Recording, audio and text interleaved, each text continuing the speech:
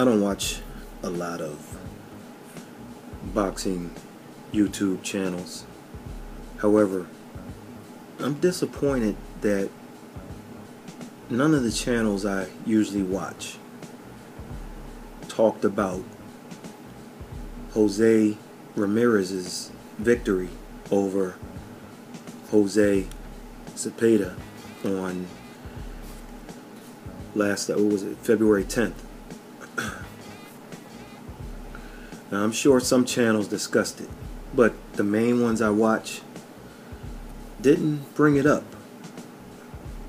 And I'm disappointed for a couple of reasons. First, most boxing channels never miss talking about the premiere cards on Fox or Showtime, the Showbox cards, the DAZN cards, etc. Secondly, the Ramirez Cepeda fight was the best fight of the past 2 weeks. And for a lot of the channels, I won't say nobody, or I won't say everybody, but for a lot of the channels I listened to, I just, it was disappointing that no one talked about it. It was a good fight. and a fight that many people would argue for either side, and I just didn't get that. We just didn't get that because nobody talked about it. They talked about every fight that weekend, that Friday, that Saturday, but they didn't talk about Ramirez Cepeda. And I don't know.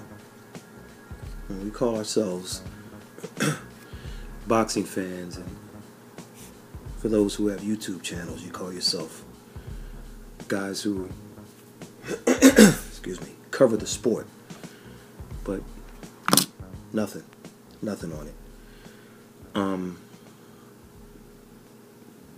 Shout out to my man Andre Barrera, who doesn't have a YouTube channel, but he's on Facebook in a Facebook group called the Boxing Fraternity. Join that group. Join the fraternity. Usually lots of chatter. Well, Andre watched the fight and he talked about it, almost round by round. Shout out to professional boxer Tori Nelson, who was watching the fight, and she was chatting on Facebook also. And here's the thing: Andre and Tori, no matter what they say, they are both huge premier boxing fans, and they make it known and don't apologize for it. They'll let you know. Yet they were front and center for Ramirez versus Cepeda, which makes them what I call boxing fans. Okay? Even if Tori wasn't as vocal for the top ranked card as she was for Premier, she's a boxing fan. That's why I call her Tori PBC Nelson. Love the PBC. But she's a boxing fan nonetheless. Also, shout out to former professional boxer Kadi King. He watches fights too, no matter what, when he can. So he was on it too. But I'm disappointed in the YouTube channels, however. Am I hypocritical a bit? Yes. But my excuse is that I'm not doing videos as often as I used to do. But I'm doing it now, albeit late. Albeit late. And I don't know. I mean, if we're gonna cover stuff, let's cover stuff, man. I also want to shout out Timothy Bradley Jr., who, unlike Andre Ward, let people know he's not a company guy. He basically broke off script and said that he fought Cepeda 1. Now, Ramirez is the top-ranked guy, so I appreciate Bradley for his honesty. He thought Cepeda won, and he very well may have. Ramirez, who's been invincible in Fresno, California, looked very beatable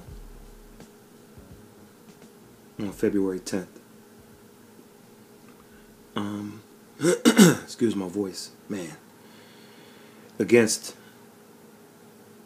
Cepeda, however, he was fortunate to walk away with his title. So the judges scored it 14-14, 15-13, and 16-12 for Jose Ramirez. Majority decision on a top-ranked card for a top-ranked fighter in his hometown, where he draws like 15,000 fans per fight, defending his title, and he wins a majority decision. And a decision in which Ramirez had to rally late. Cepeda is a southpaw. He used movement and he used craftiness with his left hand. In the fight, they were billing it as Freddie Roach, who was Ramirez's previous trainer, versus Robert Garcia, his current trainer. And I think they were 2 apiece. Like, they went head to head with their fighters 4 times, and they were 2 apiece. So, and this one, it would have been nice if it was just a draw. Then it would have been 2-2-1. For much of the fight early on and into the middle rounds, Cepeda outboxed Ramirez. I mean, straight up. That's just what happened. And Garcia kept telling Ramirez to press the action against the lefty. And he didn't, as he usually does against opponents. And I think it was because Ramirez got hit with something early he didn't like, and it made him hesitant. So he missed quite a bit. I mean, Cepeda made Ramirez miss much more than usual. And he was getting boxed up, I'm telling you. Cepeda landed some nice uppercuts in the 11th round, and Ramirez probably stole the 12th round with a late flurry shortly before the bell. In the end, Ramirez won at home by majority decision, as I stated. And usually that means at a neutral location, Cepeda walks out the door as a new champion. But it wasn't to be. Anyway, coming into the fight, Ramirez didn't have much experience against southpaws, and he needs to get back in there and work. Regis Prograis already was mouthing off about a fight against Ramirez. And then after what he saw on February 10th, he ramped up his trash talk and call-outs. By the way, Prograis is a southpaw too. So that fight would also be a struggle, I'm sure, for Ramirez. Oh, hey Regis, how about calling out Josh Taylor? Mouth off to him. See what he has to say. Anyway, So Ramirez kind of brushed off a matchup with Prograis, and eventually he's going to have to do that, and so he might want to fight another tricky southpaw, get a lot of sparring in with guys, and just try to learn the attack. He did the right thing at times in the fight, but he struggled throughout, and he's fortunate.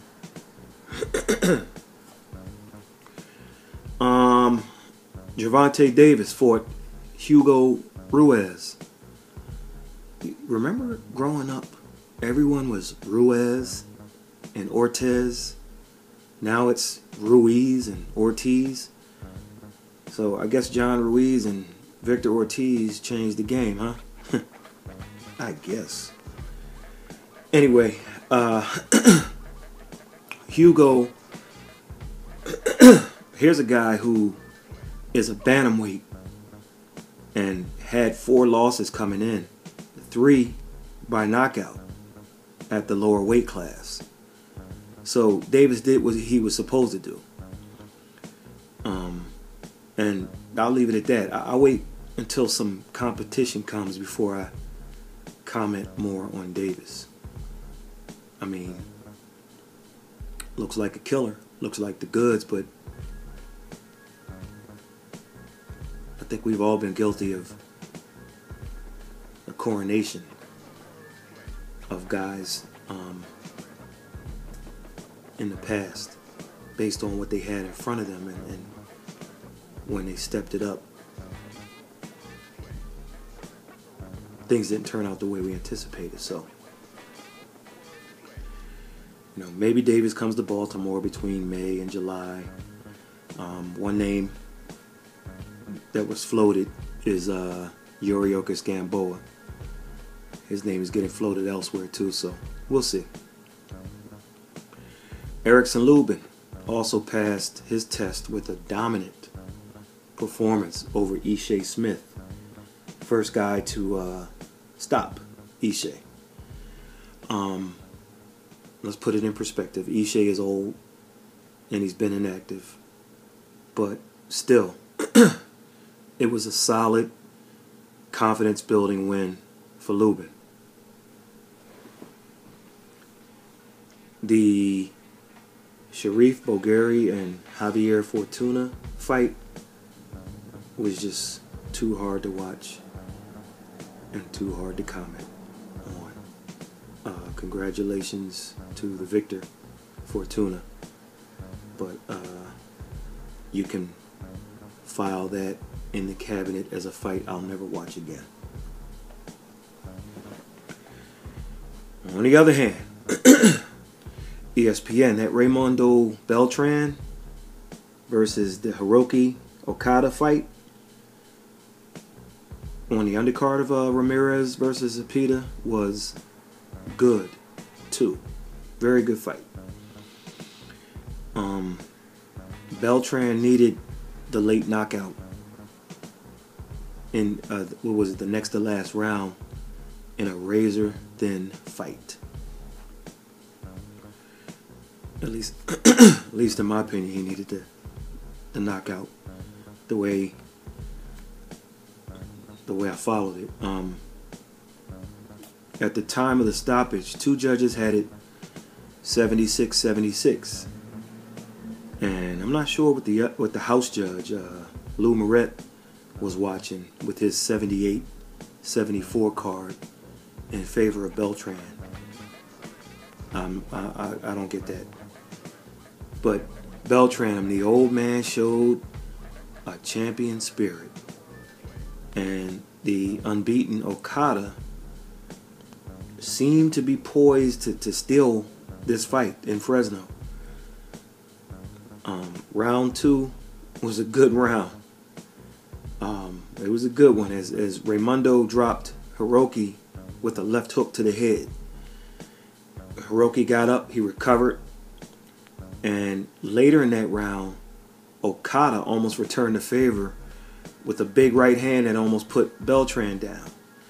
So I'll see if I can find a clip with highlights and leave it below this video. Boy.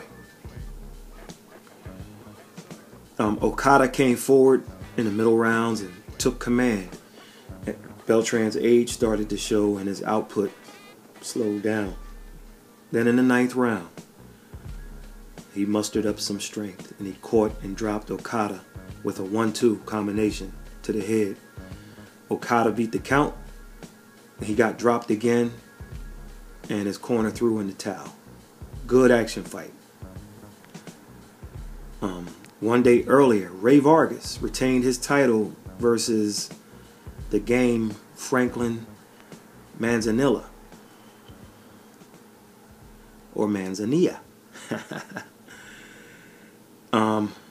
But Alberto Machado lost his title against Andrew Cancello. And that fight was a thriller where both guys hit the canvas. Cancello got dropped once and Machado got dropped 3 times in the 4th round, the 4th and final round, as the fight was stopped. Now, Machado blamed weight on it, and a lot of these guys are fighting 1 and sometimes 2, and some are good enough to fight 3 weight classes below the weight they should fight at. Now, the IBF, at least in title fights, has this rehydration thing, so I'm going to give them a half a point for trying, at least. Back in the day, of course, they had the same day weigh-ins that kind of evened up the fights a little bit. This is something that'll be further discussed in the future. Joel Diaz Jr. also got upset by a 3rd round knockout. And there's going to be a lot of upsets this year. There have been. There are going to be a lot more. The top rank and Golden Boy fighters are in more of what we'll call real fights. And that's what we want. Fights that can have a result go either way. We've seen that more often. Once Premier starts matching up their guys more, we'll see upsets there. And then boxing will gravitate to what it should be. No more setup fights. Alright? No more setups. May the best man win. Joshua Greer Jr. got a nice win on Showbox. He got clipped early by Giovanni Escaner in the 3rd round. It's a technical flaw that can be corrected. And then he landed a sweet right hand to the body of Giovanni that just took the air out of him, and that was it. It just couldn't recover from it. So I'll see if I can find a highlight of that fight also and leave it below.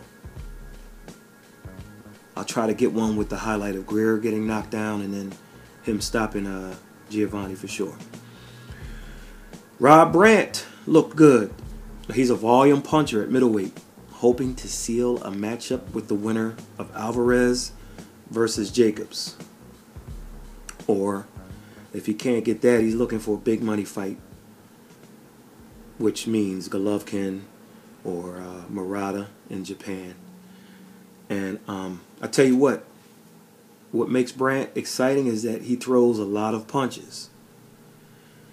But that, ironically, I believe will be his downfall. There's a big uppercut waiting for that guy, and when it lands, there will be a new interim or regular or whatever you call it, WBA champion. The WBA is a joke. All of them are a joke, but WBA is like ridiculous with theirs. I mean, and doesn't care. Just give us our sanctioning fees. Brant he leans in too much and too sloppily with it. not to get caught with the uppercut. It's coming, folks. Workman-like fight by Leo Santa Cruz over the game, Rafael Rivera. And it's Leo Santa Cruz, not Leo. Even though he'll answer to both. The reason Leo didn't do that glove shake thing a lot is because he needs a little walking distance between action to do it, and Rivera kept the pressure up and stayed close, so you didn't see Leo do it. I don't think it's something he's corrected. As a matter of fact, Rivera kind of did the same thing to him, teasing him. It was funny. Oh, you also had Omar Figueroa Jr. versus John Molina Jr. You know, that matchup could have been much better if each participant was active or had been active coming in. Both guys' last fight was in 2017. This is 2019. So Figueroa Jr. had the fight. He won the fight, but the cards were way off. Ironically, Larry Hazard turned in his first good card since Fox's new deal, with him kind of being the ringside scorekeeper. This fight was probably a differential of a couple of rounds or a couple of points or 1 or 2 rounds. And I thought Figueroa Jr. got too much credit for punches landed. I didn't think all of those punches landed. And I get it though. Perception is reality. You see, Figueroa's O on his record is much sexier looking when he takes on an Errol Spence Jr. Should he get past Mikey Garcia, that O on his record and that O on Spence Jr.'s record will be much sexier looking than having Molina Jr. fight Spence Jr. and Molina has, what is it, 8 losses or something like that. So I get it. Alan Heyman loves Figueroa for some reason, and I'm telling you, watch, he'll get the Spence fight if Spence beats Mikey. But Figueroa is the Hispanic Adrian Broner. I mean, too much partying in between fights. And I'm not sure if you're aware, but did you know this guy showed up 5 pounds over the limit at the weigh-in?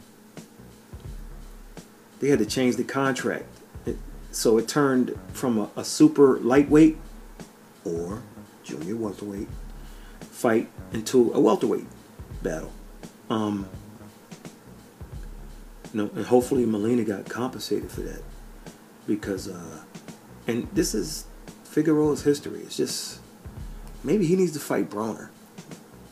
Loser leaves town. Winner leaves town. Now to the main topic of the day, of the week, of the month. ThaBobFather is still kicking, baby. In a move that shakes things up a bit, Tyson Fury, the uncrowned WBC champion in my book, signed a 5-fight deal for $103 million to use ESPN for U.S. broadcasting rights, while also staying with BT Sports in the UK. It's kind of like, a co-promotion type deal with Top Rank and Frank Warren. The old wily veteran Bob Arum, ThaBobFather, showing signs that he's still in the game. This is massive, man. This is This is big. Now, you have to wonder what this means.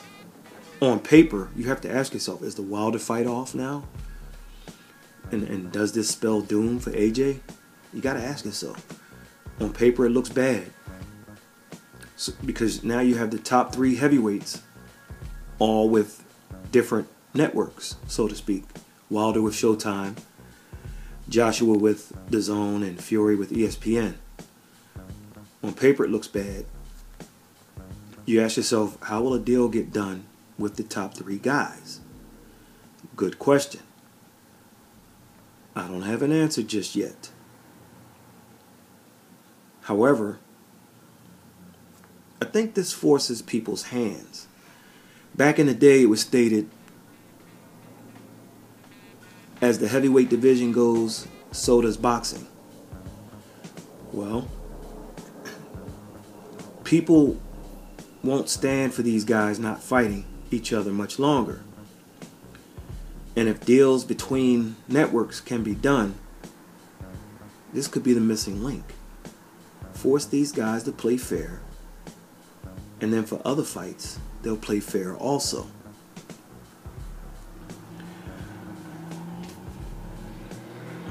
The big winner in this is BT Sports and other UK outlets, because no matter what, they'll get the fights nonetheless. In other words, they don't care about if ESPN and DAZN compromise on a deal, or if Showtime and DAZN, or ESPN and Showtime.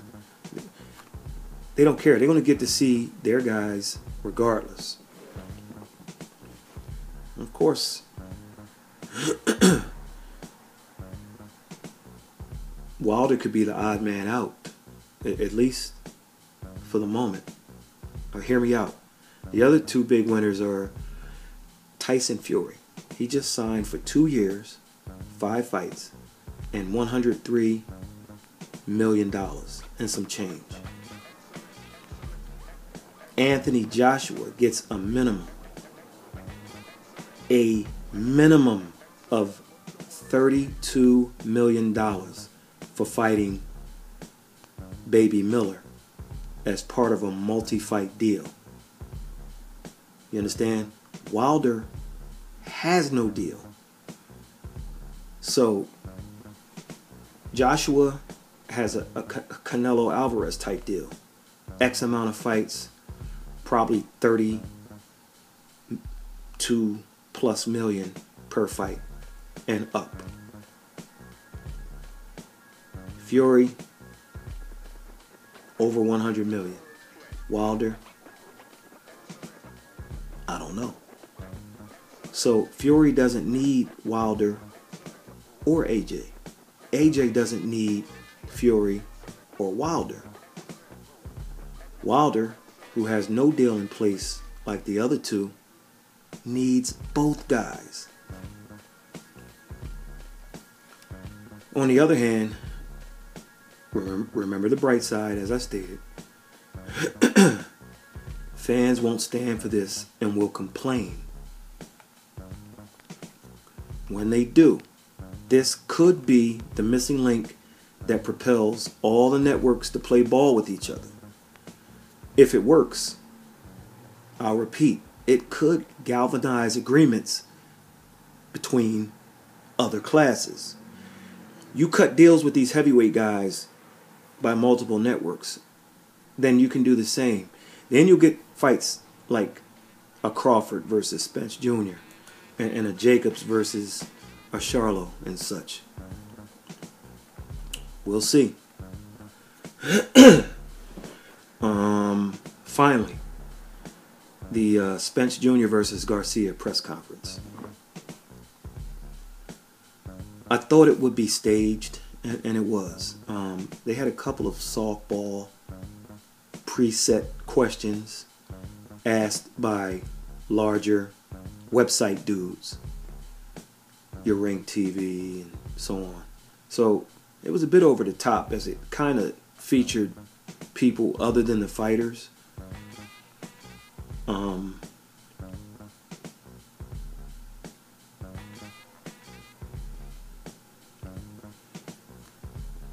And once you figured it was over, they brought the main guys to the commentating section. But by then, one can assume people had turned the channel. So, I mean, from a marketing standpoint, it was a good effort.